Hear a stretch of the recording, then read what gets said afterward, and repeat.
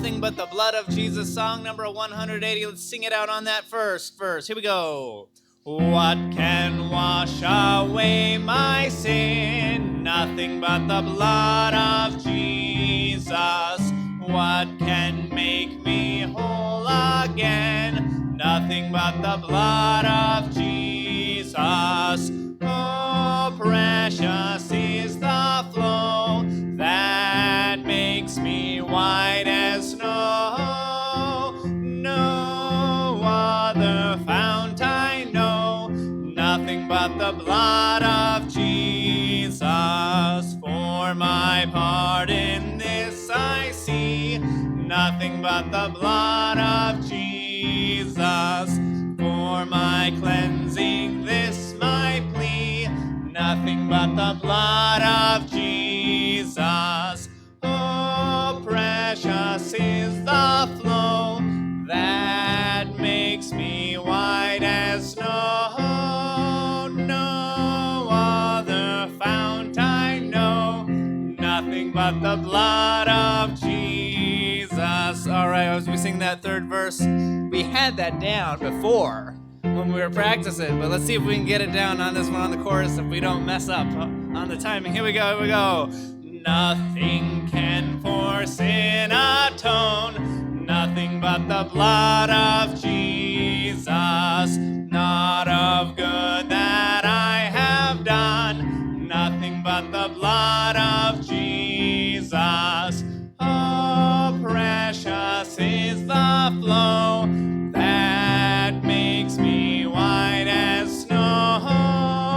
No other fount I know, nothing but the blood of Jesus. This is all my hope and peace, nothing but the blood of Jesus. This is all my righteousness, nothing but the blood of Jesus. Oh, precious is the flow that makes me white as snow. No other fount I know, nothing but the blood of Jesus. Great singing. You may be seated. All right, good morning. Good morning. Good to see you in church this morning. We got a good group for growth class. This is awesome. So this week, Pastor is out of town. Make sure you be in prayer for him as him and his wife are traveling. They're actually at my wife's home church in Ypsilanti, Michigan. So it's pretty cool. Actually, right about now, maybe in a little bit here, he'll be preaching at her dad's church. So it's really, really cool. She told her brother and everybody there, like, make sure you go to church today because you got to see my pastor. And so be in prayer for Pastor and his wife as they're out doing that. Continue to be in prayer for Brother AJ and Emerald City Baptist Church as they're having yet another service today. And with that, remember May 18th. May 18th, we'll be doing outreach again at Emerald City Baptist Church out there in West Seattle. Last time it was just fun. It was just a lot of fun to get out there. It was really nice weather, and so make sure May 18th you put that on your calendar so we can go help this new church plant. Senior camp, just remember that it's July 8th through the 13th, and junior camp is July 22nd through the 26th. The early registration is over, so but if you're not registered yet, still make sure to get registered because we want everybody who can possibly come to come. Teen camp is a huge deal. It meant a lot in my life personally to get me to where I am today. Just make sure you sign up for teen camp and junior camp. This Saturday is the ladies' brunch. They will be having the ladies' brunch at 11 a.m. It'll be hosted at the Buchanan's house. And a sign-up sheet is in the front of the church. If you're still having to sign up, then that is for you there. So this morning, I'm really looking forward to today. Today's just a good day. And this morning, we'll have in just a second here, Brother Jeff will be preaching. And then this afternoon will be myself. And then tonight, we're going to get to have Brother Johnny. And so I'm just really excited about what the Lord has in store for us this morning. And so, with that, Brother Jeff, if you could come and lead us this morning.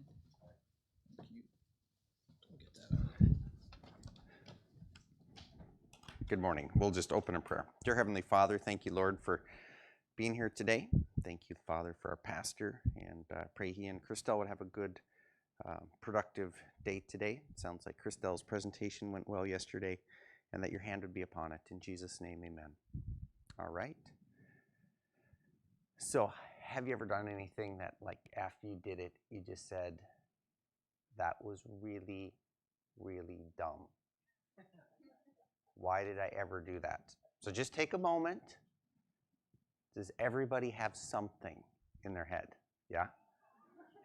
I've got it. Tati, you've never done anything really dumb because I could help you. Okay. I'm sure everybody has one of those. Like, that was really dumb. I should have known better. So one that I can think of, and apologies if I've told you guys this one before, I couldn't remember or not, but I think I was either a freshman or sophomore in high school. And in North Dakota, we don't have a lot of big lakes and so forth, right, where we lived, right? And so it was this little pond, I don't know what you call it, but it was small. It had a 5 horsepower motor limit on it. So that's like nothing. It's like 3 trolling motors together. So it's just this little tiny pond. Like, you're not supposed to be doing anything other than, I don't know, maybe casting. So my friend and I thought it would be really a great idea to take his grandpa's ski boat and put it in there. So we backed this in there. You know, I mean, the weather is beautiful. It was so fun. We were having so much fun. And so we put it in there, and, you know, he's driving and spotting and everything, you know, as one does. And then, yeah.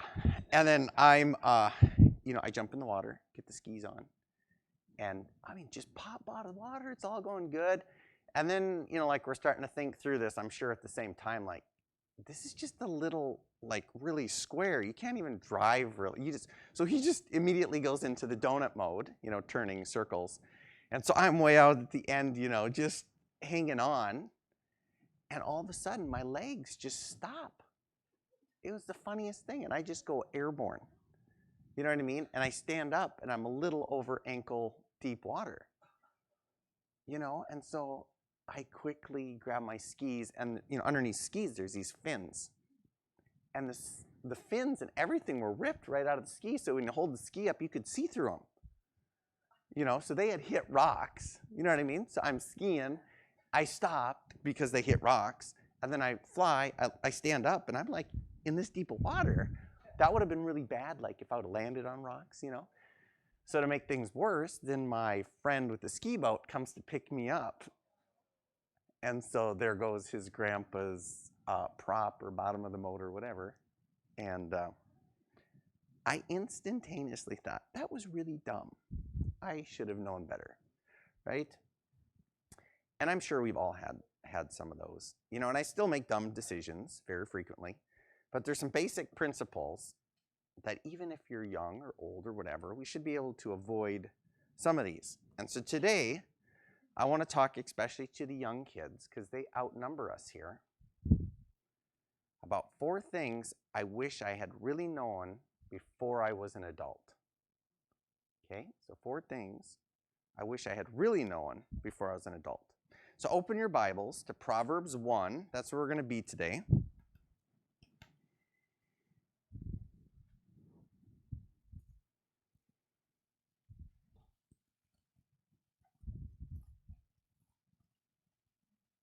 And hey, Lucas, is it better? Lucas, do you want me to just use this?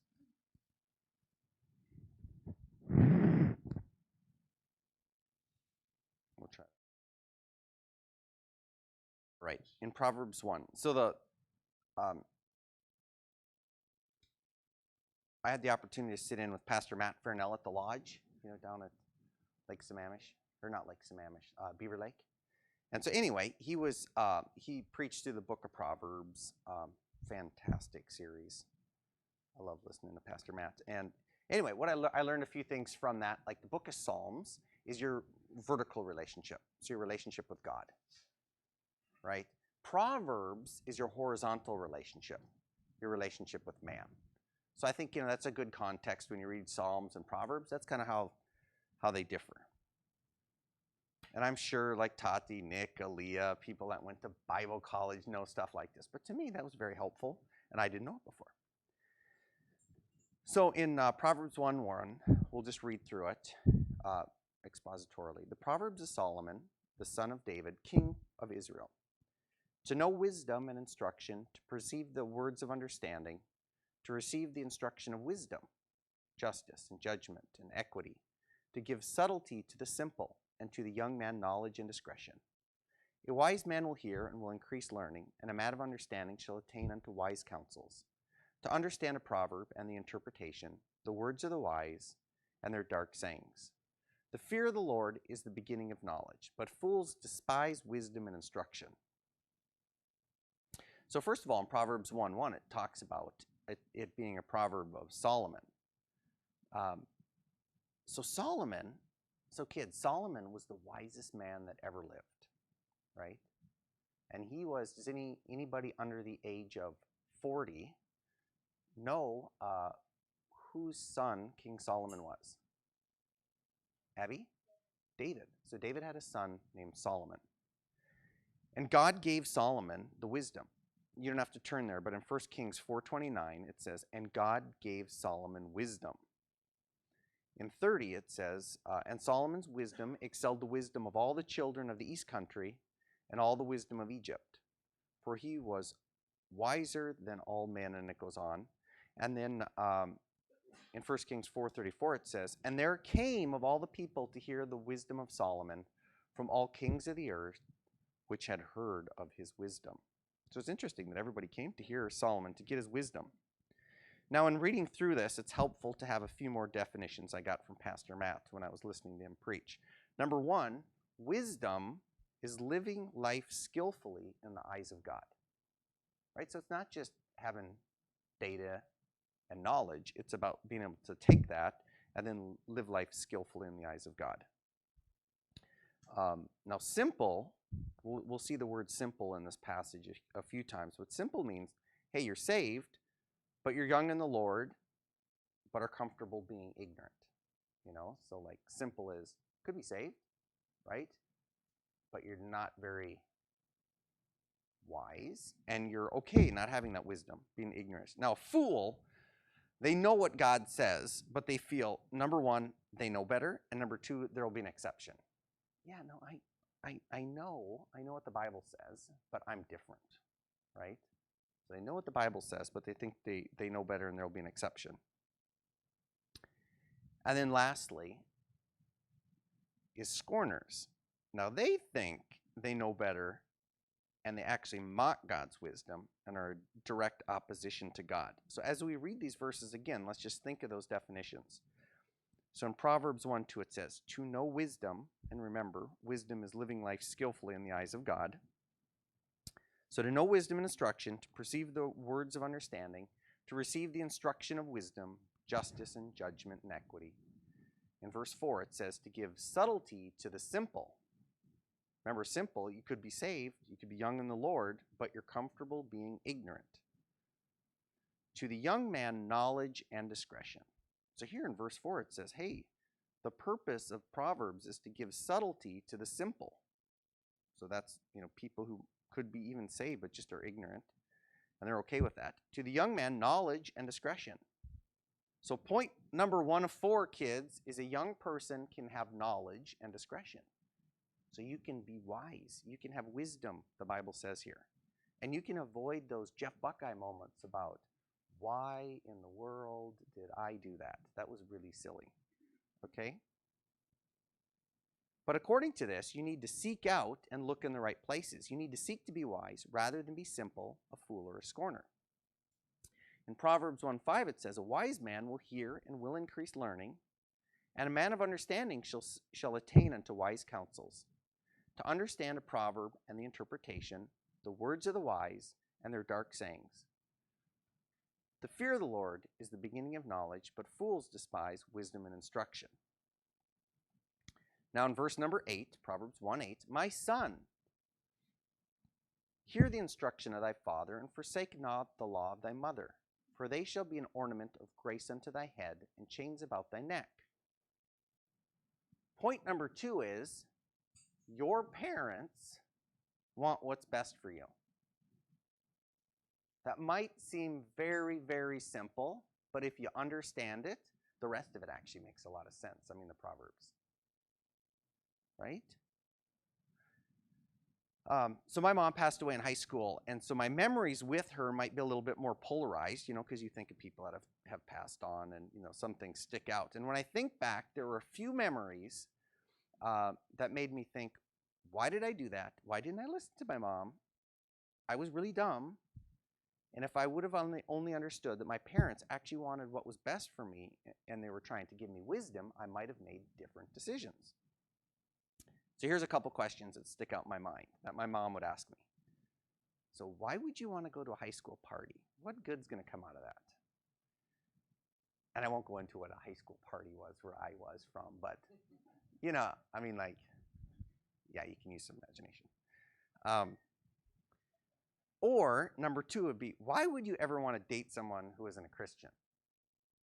And again, I mean, the way you go about finding a wife or husband is different now that I'm saved. But I mean, these were valid questions. And then the last one, I like this, and I don't know if it translates into Pacific Northwestern or not, but Jeff, why are you acting like a banty rooster? And so for the kids, it's more like, why are you being a little proud stinker? And that was her way of saying, boy, you've got an attitude. You know what I mean? And so here are some questions, that you might hear from your parents today, like, so why are you playing so many video games? Did you read your Bible today? Did you pray today? Like my questions for my mom, or the questions I just read after that, they're not just questions, they're really also guidance to do something. They're trying to help you to become wiser.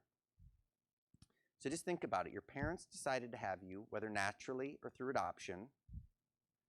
They invested in you through spending time, spending effort, spending love, feeding, clothing, helping you. These are all for your benefit. So why do you think that your parents wouldn't have your best interests in heart? Right? So, hey, Reese, so like your mom and I spend a lot of time like taking care of you. So wouldn't we want what's best for you? Right? Yeah. It only makes sense. I mean, if you think about it logically. Now, outside of Christ, a parent's joy is either, is both in their spouse and their children. And if you know that, you should be able to leverage your parents' wisdom, and you should listen to them because they do want what's best for you. Don't be simple or a fool.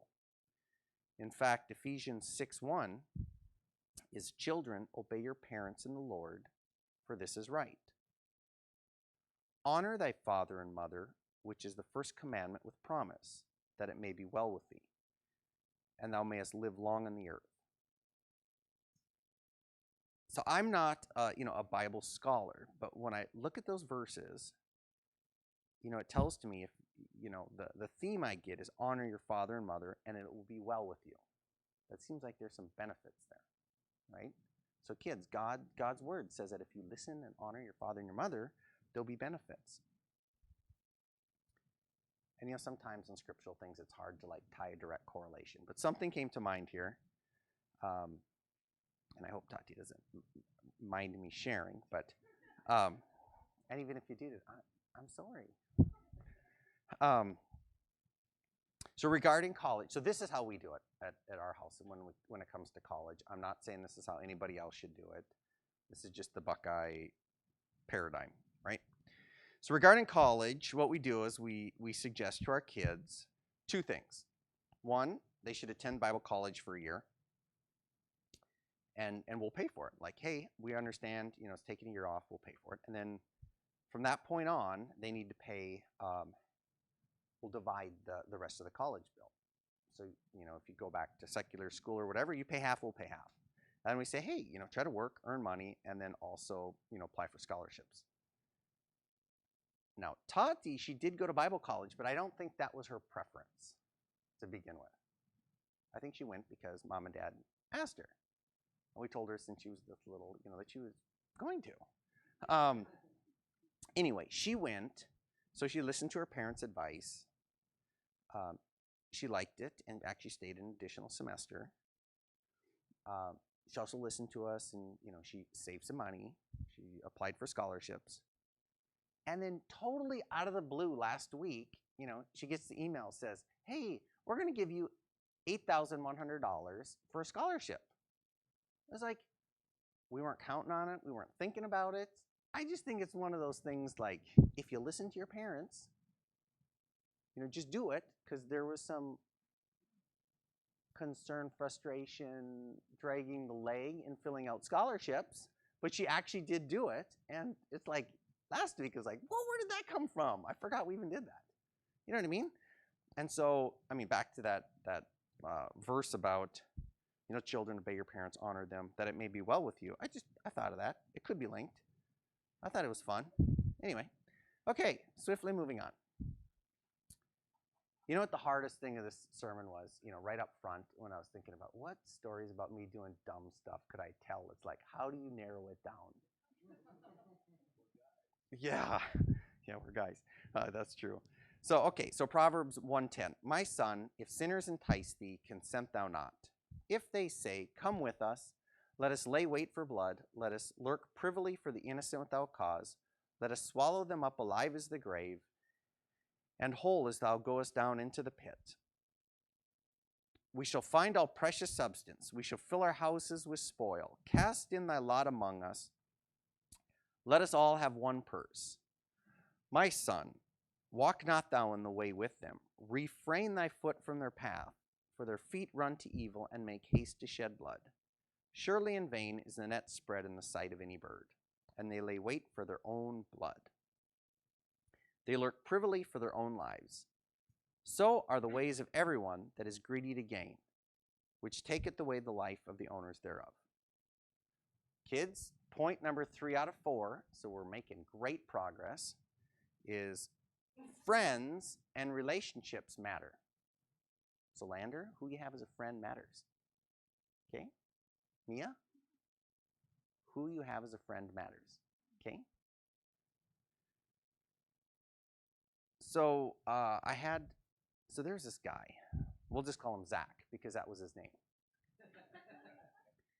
And I was with him at a big box store. It was called Pamida.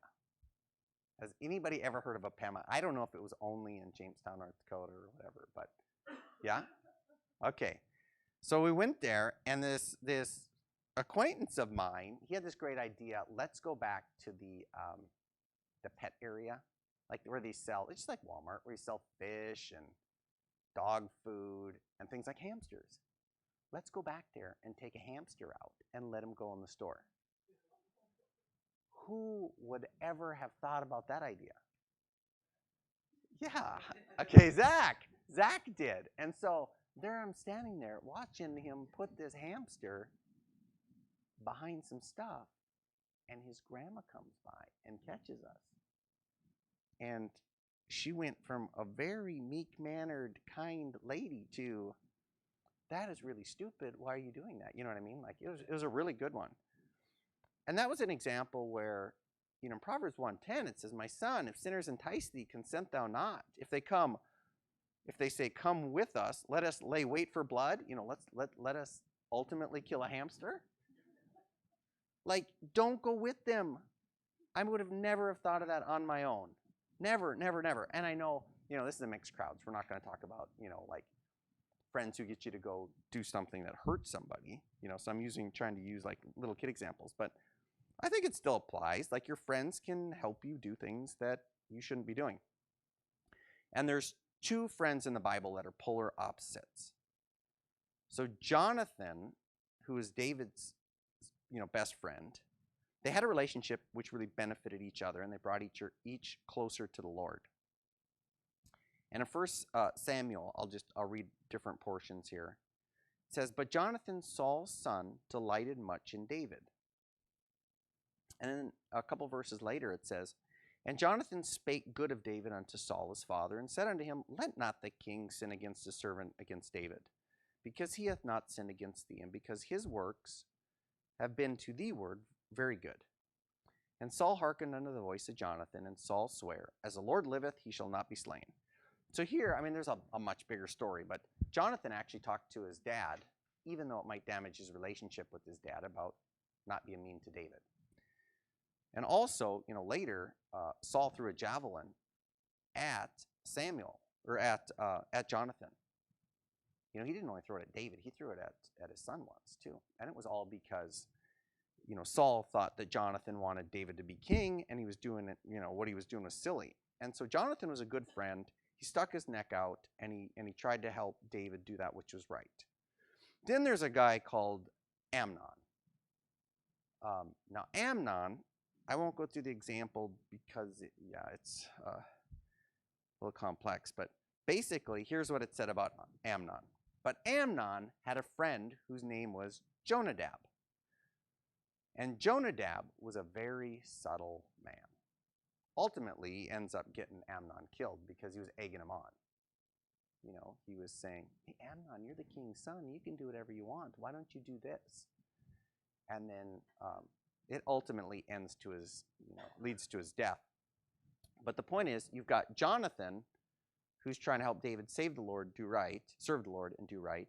And then Amnon had a friend named Jonadab who just egged him on to do wrong. Now, I had friends that would egg me on to do things that I would never have done on my own.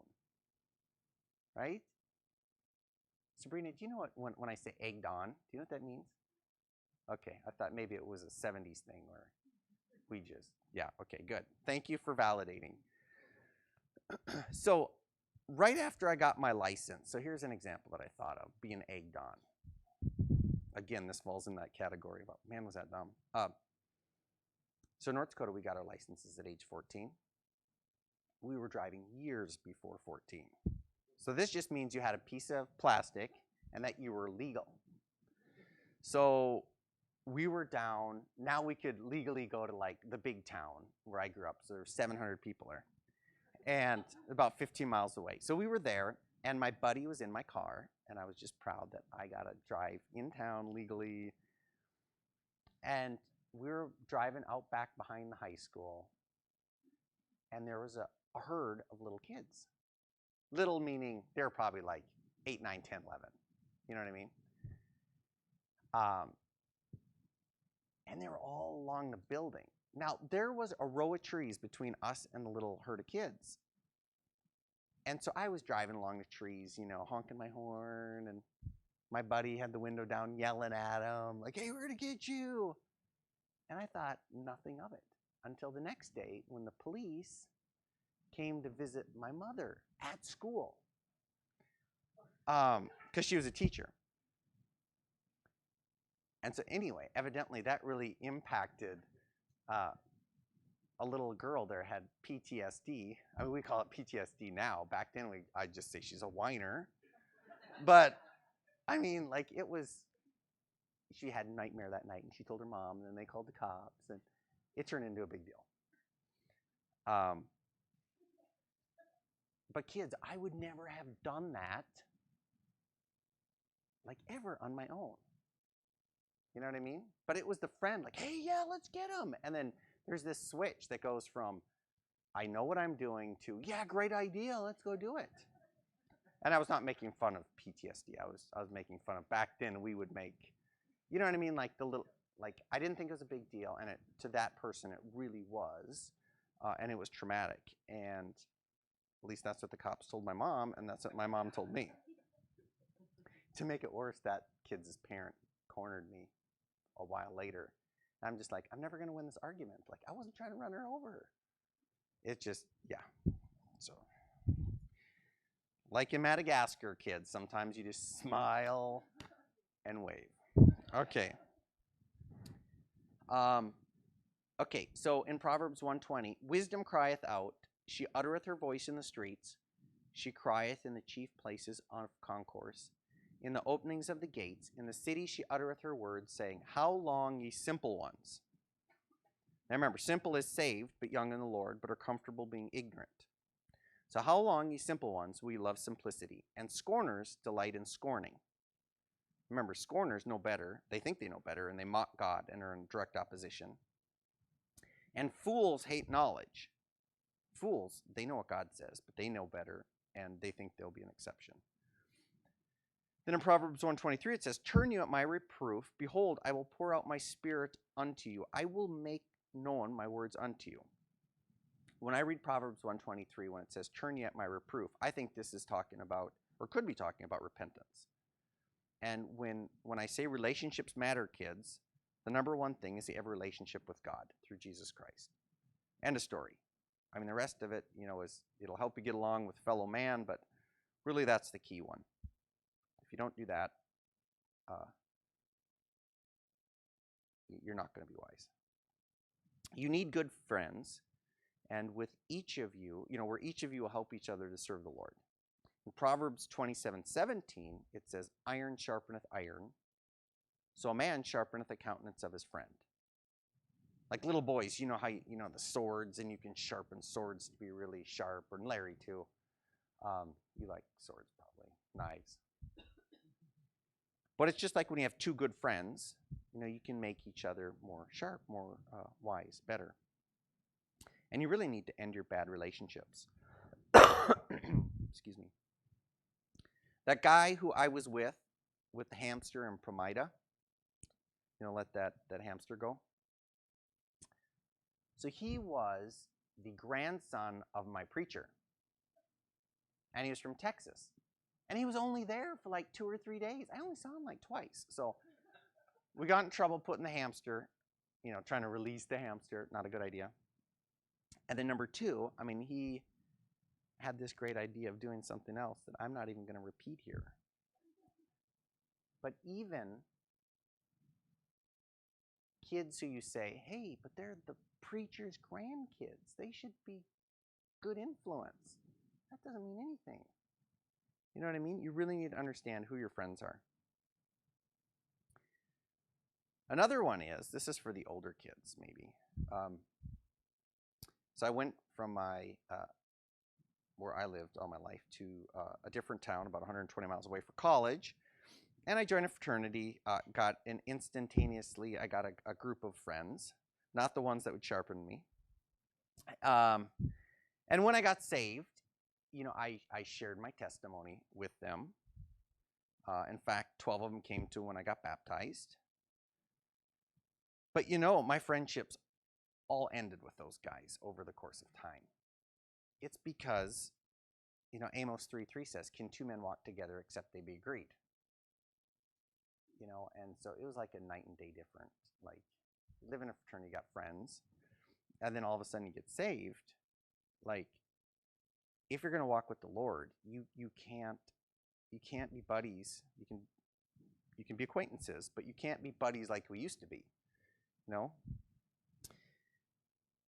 And in Proverbs 1:24 it says, because I have called, and ye refused, I have stretched out my hand, and no man regarded. But ye have set at naught all my counsel, and would none of my reproof. I also will laugh at your calamity. I will mock when your fear cometh. When your fear cometh as desolation, and your destruction cometh as a whirlwind. When distress and anguish cometh upon you, then shall they call upon me, but I will not answer. They shall seek me early, but they shall not find me. For that they hated knowledge, and did not choose the fear of the Lord. They would none of my counsel, they despised all my reproof. Therefore shall they eat of the fruit of their own way, and be filled with their own devices. For the turning away of the simple shall slay them, and the prosperity of fools shall destroy them. But whoso hearkeneth unto me shall dwell safely, and shall be quiet from fear of evil. So point number 4, kids, like this is point 4 of 4, is you reap what you sow. And so what does this actually mean? Okay, who haven't I picked on yet? Kelvin. So on the farm, we would go in the spring and we would put sunflower seeds in the ground. Right? Lander, pay attention. Okay, so in the spring, we'd put sunflower seeds in the ground. In the fall, when we were going to harvest, what do you think we harvested? Sunflower, right? So kids, when I say you reap what you sow, is like whatever you do here, you're going to get more of it over here. If you plant sunflowers, you're going to get a bunch of sunflower seeds. If you plant like a little tomato plant, you're going to eat a bunch of tomatoes, right? We know this principle. So in the Bible, that means you reap what you sow. So really, as you're a child, don't delay. And the funny thing is, we talked about how at the start in Proverbs, it talked about how, even young men and, gain wisdom, and that applies to ladies too. But don't delay, because Proverbs 20:11 says, even a child is known by his doings, whether his work be pure and whether it be right. Now, isn't that true, where even when you see a wee little kid, like you kind of know, like what kind of a spirit do they have? Are they a stinker? You know what I mean? I don't know how to quantify what a stinker is, but I think you know, right? So kids, like the Bible says, even a child is known by his doing, whether it be pure and whether it be right. You don't have to wait to be an adult to say, I'm going to walk with God and to be the kid that I want to be, or that I should be. So what do you need to be doing? So have you chosen Christ? In 2 Corinthians 6:2 it says, for he saith, I have heard thee in time accepted, and the day of salvation have I succored thee. Behold, now is the accepted time. Behold, now is the day of salvation. And I raise that verse. It's just like, hey, God's calling us. Today's the day of salvation. If you understand your need, don't wait. Are you reading your Bible? This goes back to point number 3 about the importance of relationship. You need to talk to God every day. And I only can use my kids as an example because I live with them. It's really helped, like with Reese, where Hinata's got a little whiteboard on the fridge, and it says Monday, Psalm 8, and Matthew 10 or something like that. And then she reminds him frequently, to read it, and then he reads it, and he writes down, what did I learn? A sentence or two. What am I praying for, and what am I thankful for?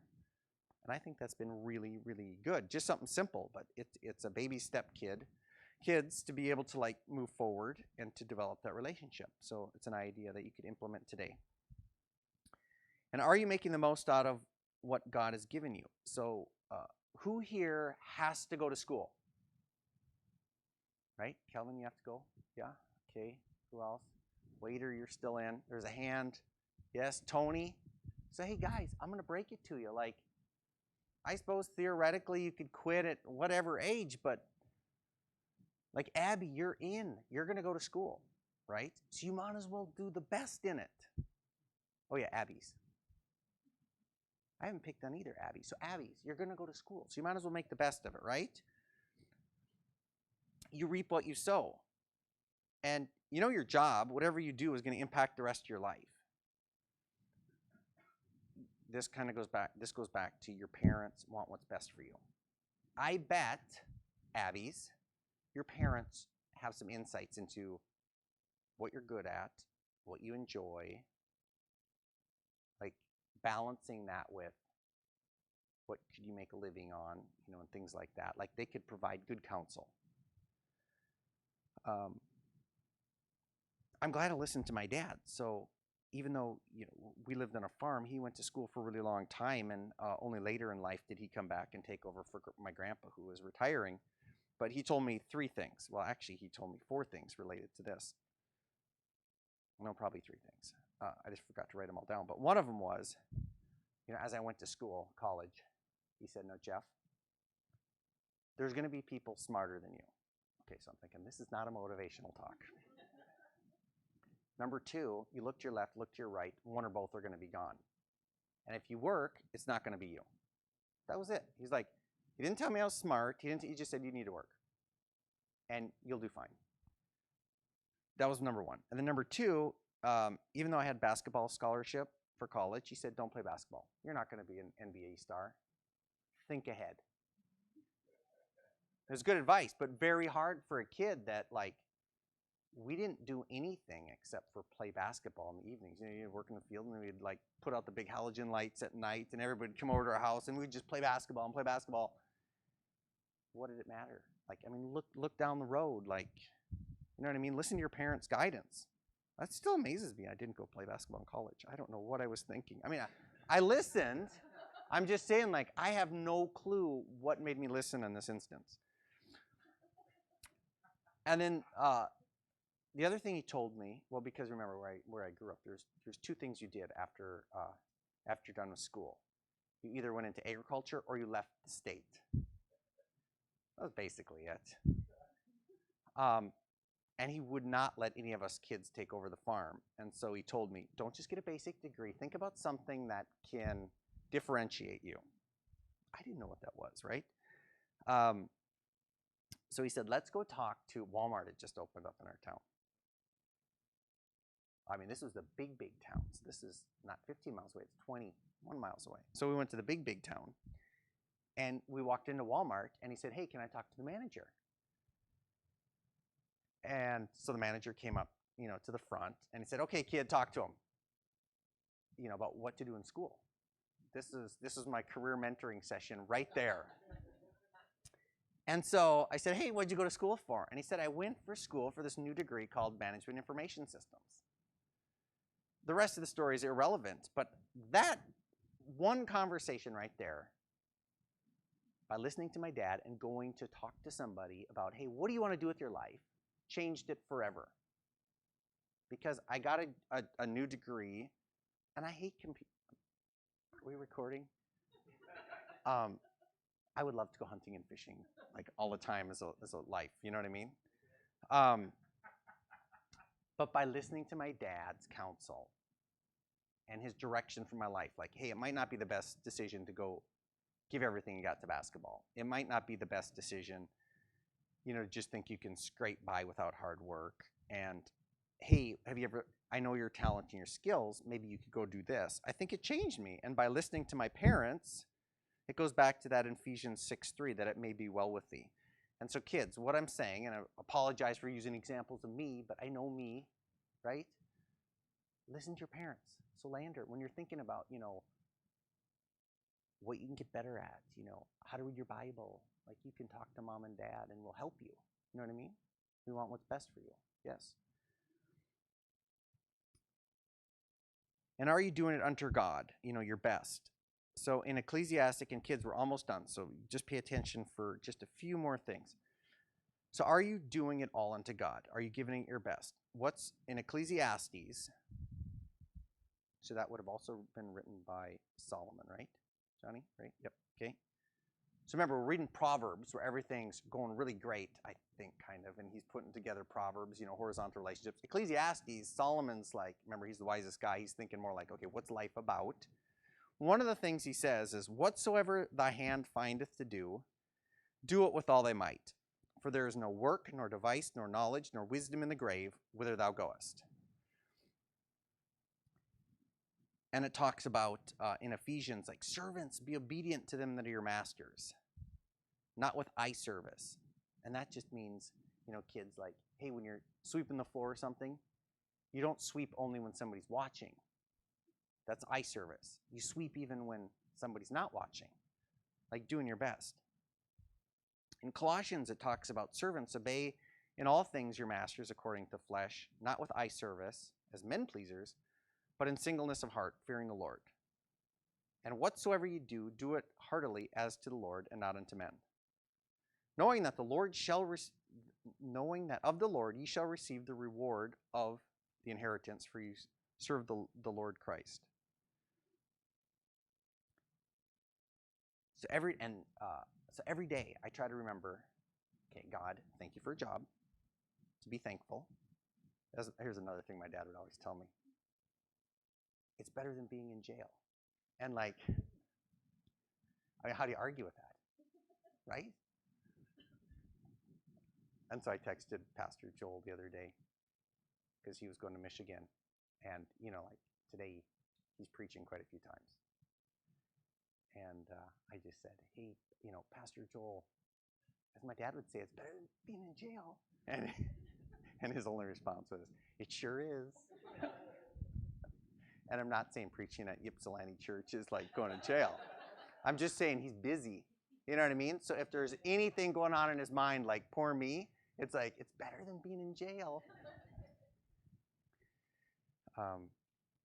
So if you don't do a good job now, you never will. And oh yeah, before I go to work, in my mind, I thank God for giving me, the opportunity to work, the strength to work. that I would work unto him, because it's really easy when you see people around you just kind of doing half-hearted stuff, but you just work because God sees it, and it'll work out in the end. God will bless you, because if you don't do a good job now, you never will, and you never know. Through one of those chance encounters, that might set you up for your next opportunity. And then the last thing is do it humbly. In Proverbs 6:16, so just a few chapters later, it says, Solomon says, "These 6 things doth the Lord hate, yea, 7 are an abomination unto him." A proud look. God hates pride. And so the other thing I include in my prayer every day to God, and I try not to do it repetitiously, but to remind myself, is like, God, help me to walk humbly. Because no matter what we do or where we are, we can always think we're the best at it, or we're good, or we're something. And that, kids, is why I think it's the dumbest thing ever, this dab thing. Seriously. So I was thinking, hey, maybe I'm being a little bit hard on people like a dab. They go like this. And I said, I wonder why they do that. Or like this, or, So here, I went to the interwebs. Lucas, I went to the interwebs, and I said, okay, I'm going to be neutral. I'm going to find out what a dab is and why. A dab, D-A-B. And you can put in parentheses, stupid. Okay, here's what it said. Most kids, teenager, think it's cool. It is like a pose to show an expression of triumph or achievement, i.e., pride and arrogance. For example, a kid may dab after winning a running race. Or they could just do it when taking a photo. It's sort of a trend, and soon everyone's doing it. But to me, it's just like, you little banty rooster. Exactly like what my mom was saying. It's like, seriously, what? So you're going to celebrate that you're the best? Yeah. Like, I don't know. Anyway. And the last story about where I grew up was, I just find it ironic where you'd have a North Dakota rancher that's got oil on his ground that is just filthy rich, and they drive an old pickup and you would never know it. Or a farmer that's got more acres than you could just imagine, and you'd never know they're a millionaire, and they do not dab. It's just a weird thing. And kids, like, walk humbly. God hates 7 things, according to Solomon. And the number 1 is pride. And I'm talking to myself too. So you reap what you sow. So in summary, God gives all of us, young and old, the opportunity to be wise. But we have to put effort into it. Especially for the young people in the room today. There are 4 things I wish I would have known earlier in my life. Number 1, as a reminder, a young person can have knowledge and discretion. You don't have to be simple, a fool, or a scorner. You can be wise. Number 2, your parents love you and they want what's best for you. Listen to them. The results will benefit you. Point number 3 was friends and relationships matter. So Lander, make sure you get good friends, okay? All right. And then you reap what you sow. So sow the right things today. Don't wait, because it'll pay off later, right? All right. So with that, we'll pray, and then we have 11 minutes. Dear Heavenly Father, thank you, Lord, for the time today. Just pray that, including myself, we would listen and apply your word. For I know there's plenty of room for improvement in my own life. In Jesus' name.